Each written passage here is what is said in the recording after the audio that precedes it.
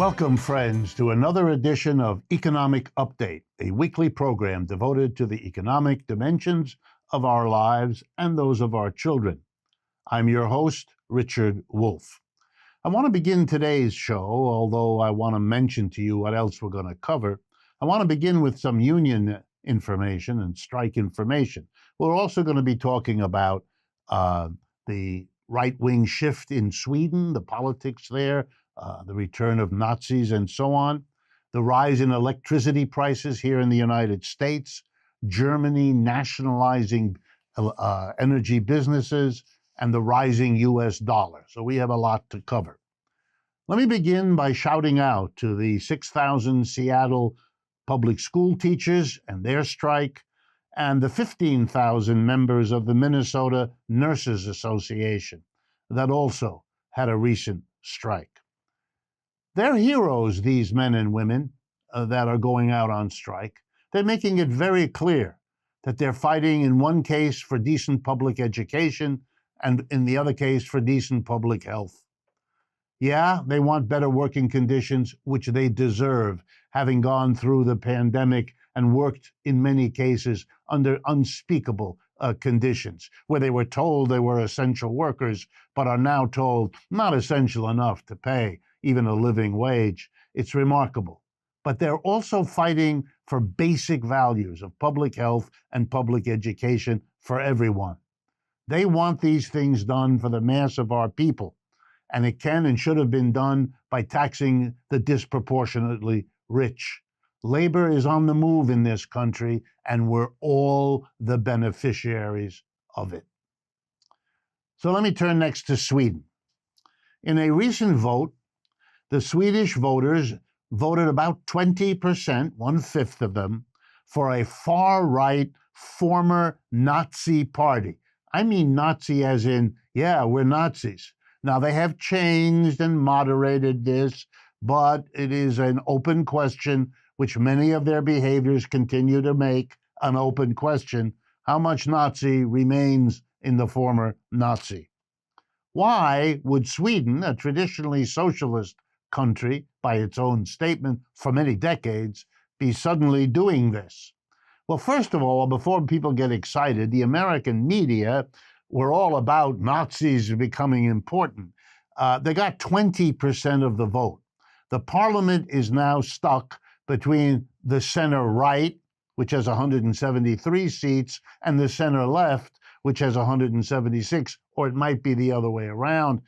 I didn't pay that close attention because what's interesting is how close they are. This is a parliament split between the left center and the right center. It's going to go more right with this kind of movement, but the end hasn't come. It's not a Nazi government.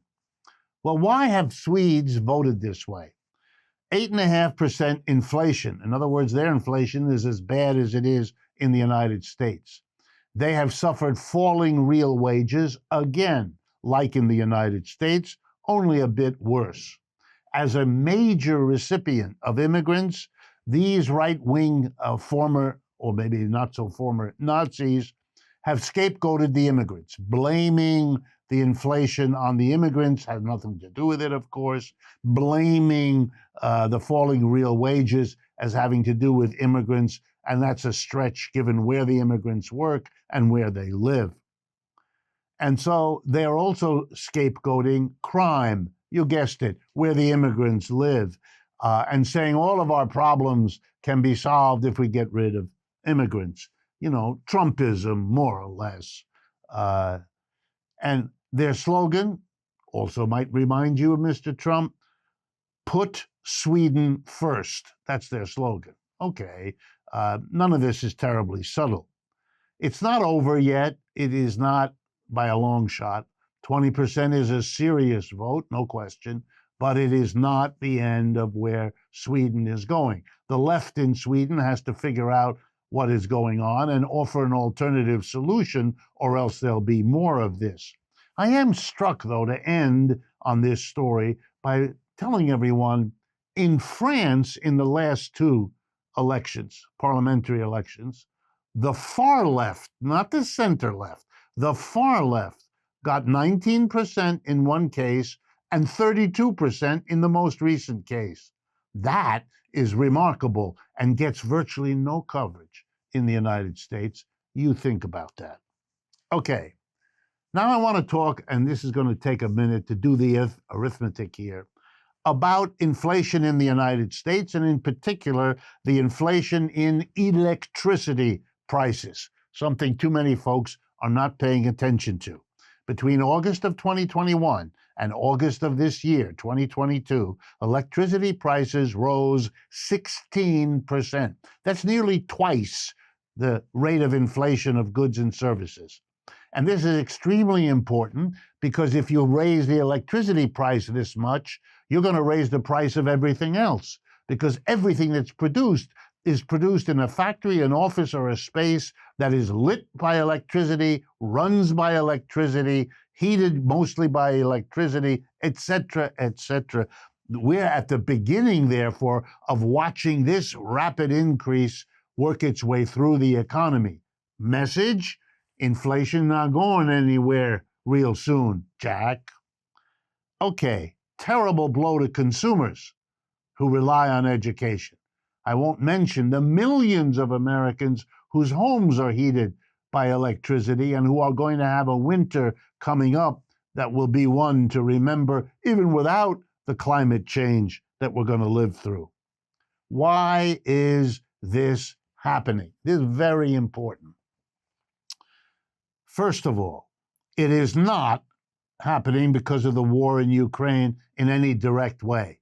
Military incursion in Ukraine by Russia, fighting between Russia and Ukraine, is an awful experience, is an awful event, but by itself would not have much impact on our electricity costs. So what's going on?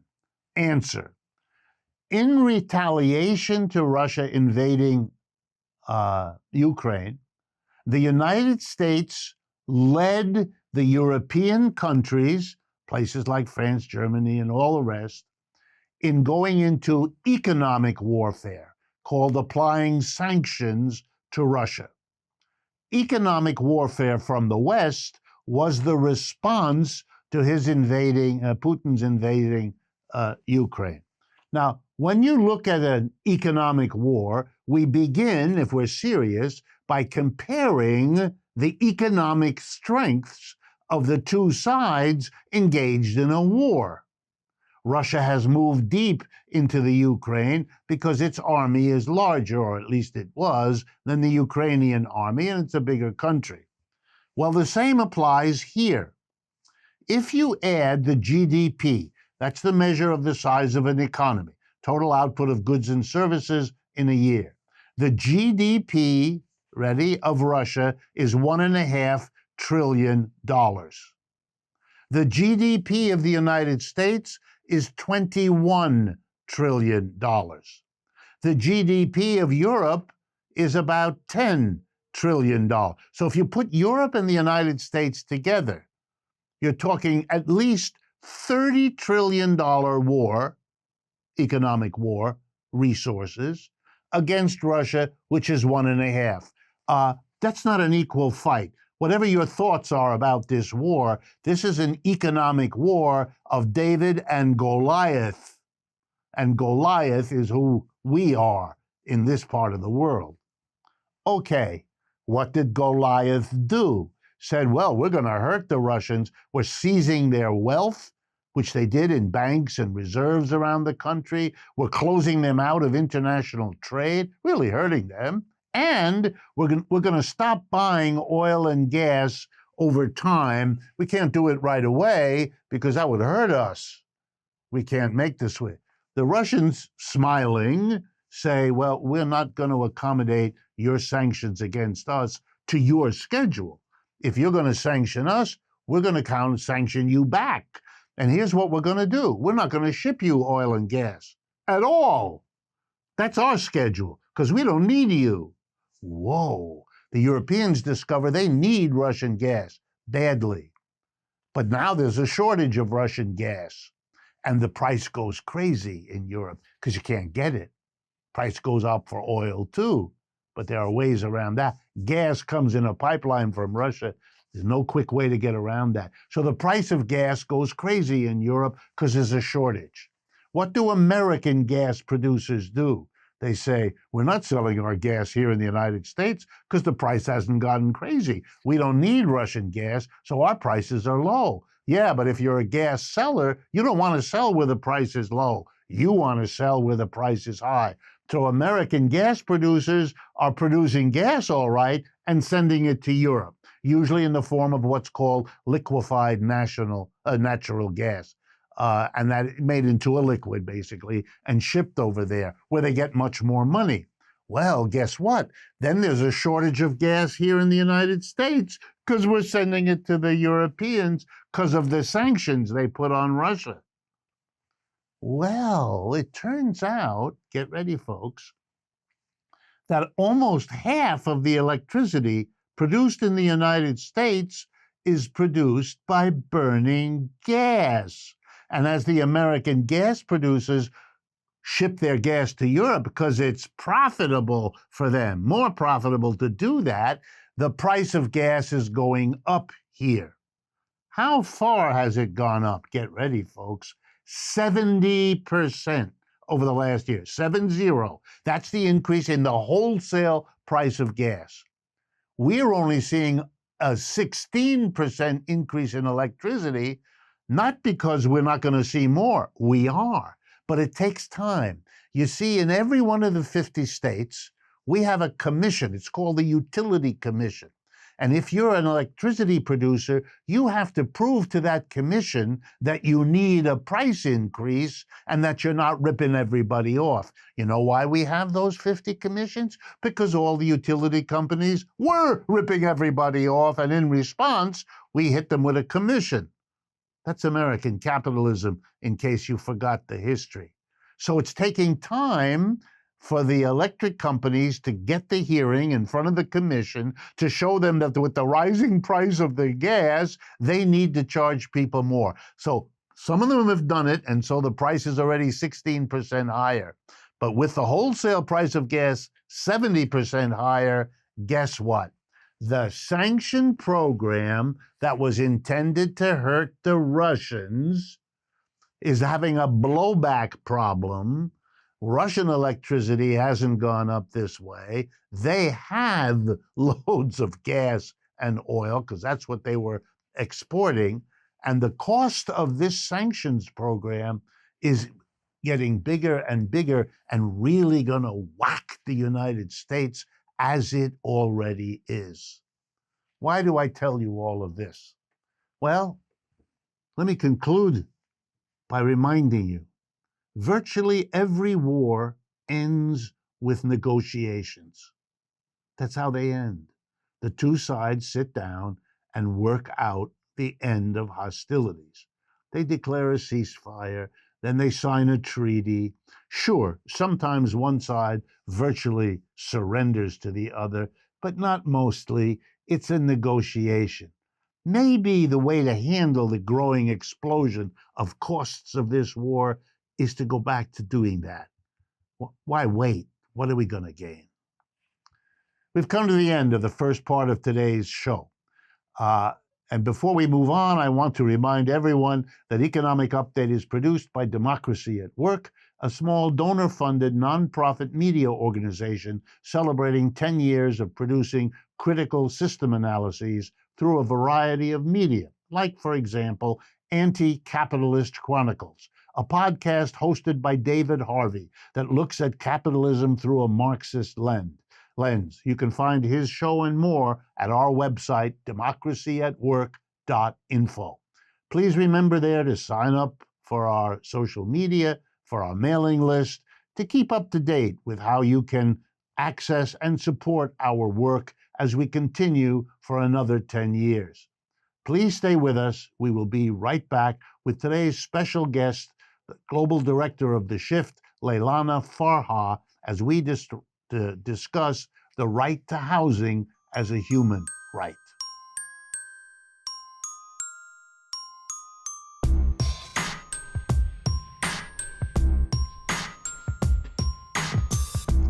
Welcome back, friends, to the second half of today's Economic Update.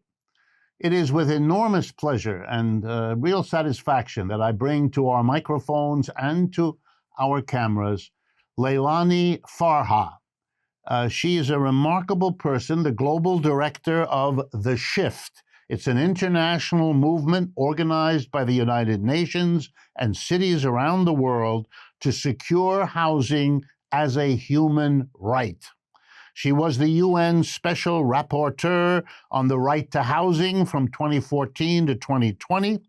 She's a globally recognized critic of the financialization, the turning of housing into a commodity to be bought and sold and profited from, like so many others.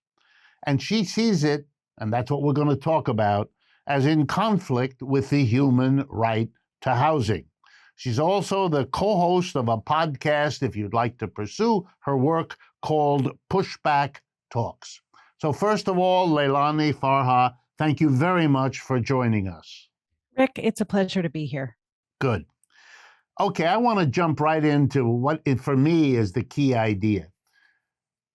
Is the right to a home, an adequate place to live, to sleep, to work, to have a relationship with other people, to have children, all of the things we associate with the concept home. Is that a human right? Or is it something we have to have the money to purchase, and if we don't, well, we're out on the street? What is this? Why is this even an issue, and what are you doing about it? Wow, a big question and a lovely opener. It absolutely is a fundamental human right. The right to housing and adequate housing in particular is contained in a whole slew of international human rights treaties that governments, including the government of the United States, have signed and ratified. It's also in a whole bunch of political documents that governments have made commitments to, including the US. So there is no doubt that housing is recognized as a human right in law, and governments themselves have recognized it too. And it means exactly what you just said, Rick, which is, I loved your definition. Not everyone really understands what the right to adequate housing means, but it means home. And it means all those things that you said, a place that's decent, that's warm, where you can have human relationships, where you can grow families, where you can retreat to when the world goes bad, a place from which you can be employed, et cetera, et cetera. So it's a right. And the thing that I think people don't really realize is when I said it's a fundamental right, I said that because of the very close link between home and human dignity, between home and human life itself. And the right to life and the right to dignity are the cornerstones of human rights. So, yes, in short, housing's a fundamental human right. You know, I read this morning in getting ready for today, I read an article, and I wish right now I remembered the thing, but I read so many that they kind of go in and out of my head. But the point of the article, I will never forget. It's a woman who's writing out of her own experience of having been homeless for a while with her mother as a child, and then having had insecure apartments for much of her teenage years into adulthood. And that when she went finally, needing it, to a therapist a year or two ago, if I got the story right, the therapist listened to her for some sessions and then said to her, in my professional experience, you have PTSD. In other words, that illness that is usually associated with soldiers coming back from wartime experiences, post-traumatic stress is what it's about, that is as likely to result from being denied housing as a human right as it is from the horrors of warfare that beset soldiers. How do you see it? Absolutely. That's a moving story. And it's one that I've seen and heard told to me over and over and over again, because I've met with people living in homelessness all around the world, as well as people living in really precarious housing situations. And you can see the stress and trauma that they've experienced as a result of inadequate housing and inadequate security. You know, the whole situation of homelessness, people ask me all the time, well, what are the causes of homelessness? And I've got a short answer for that. The cause of homelessness is the failure of governments to implement the human right to housing. Because if they did implement it, we wouldn't have people living in homelessness. So that is a very tidy understanding of what's going on here. Governments are failing to do what they are supposed to do, what is the morally right thing to do, and what they've legally committed themselves to doing, which is ensuring not just addressing homelessness, but ensuring that our housing systems don't produce homelessness, ensuring that our housing systems don't produce housing insecurity. That's not at all what's going on right now. And you and I can talk about that with respect to the financialization of housing, which you mentioned at the top, and the role that that's playing. But governments are not leading. Governments are allowing the private sector to lead. And with the private sector leading, we are seeing really horrible outcomes. Women with PTSD because they've lived in homelessness and housing precarity, right? That's the outcome. We're seeing people dying on our streets across North America because governments are allowing the privates to lead. Well, let me pick up a little bit and ask you to give us a bit more. The private sector in a capitalist system makes investments, in other words, builds houses, renovates them, creates apartment buildings, whatever, if it's profitable. That's the logic of this system. If they do it, it's because they expect it to be profitable. And if they don't do it, it's because they don't expect it to be profitable, and therefore they invest their capital someplace else. So am I hearing you right that the private sector's profit-driven rationality produces a problem, namely a disconnect between the human beings in our community and the housing they have a human right to? And so we're asking the government to come in and to do what private capitalism has failed to do. Is that the argument? It could be. So here's the thing.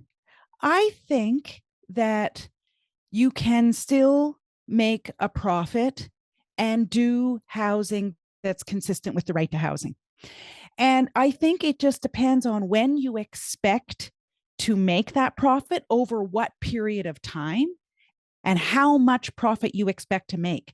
I don't want to say that capitalism is completely inconsistent with the human right to housing. I don't think that serves us well at all, because we're never, first of all, the human right to housing does not mean social housing only. It means that the whole housing system has to produce housing that the poorest household can access, as well as housing that other levels of income households can access. That's what it means. And so I want to believe that with proper leading by governments, that means through legislation, through policies, through programs, the private sector could, in fact, contribute to the implementation of the right to adequate housing. That is not how the system is set up right now. No way. I mean, right now you've got private actors, including private equity firms, real estate investment trusts, pension funds, big institutional actors who feel a fiduciary duty to the investor. Not feel, they have a fiduciary duty to the investor, and the tenant and outcomes for tenants is left on the wayside, right? Not part of the business model of housing right now. But could the housing system be reformed for better outcomes and human rights-based outcomes? I think it could, but that would require governments to do something no governments are doing right now, or very few. Okay, let's agree for the moment on what you just said. that it could be otherwise if you were willing to accept a lower rate of profit perhaps, or a larger time horizon. So then, of course, you forced me to push you a little. Why isn't that happening? In other words, okay, you have a plan, lower rate of profit, longer time horizon. Why hasn't that been enough between the government and the private sector to do the thing that we know needs to be done, namely to produce and maintain the adequate housing for those that are now left out of this system? Yeah. So two things, I think. Greed, for sure. We live in greedy times. Like, I think, Rick, you and I can agree on that. And particular people or entities are particularly greedy. The nature of private equity is to be aggressive and reap profits.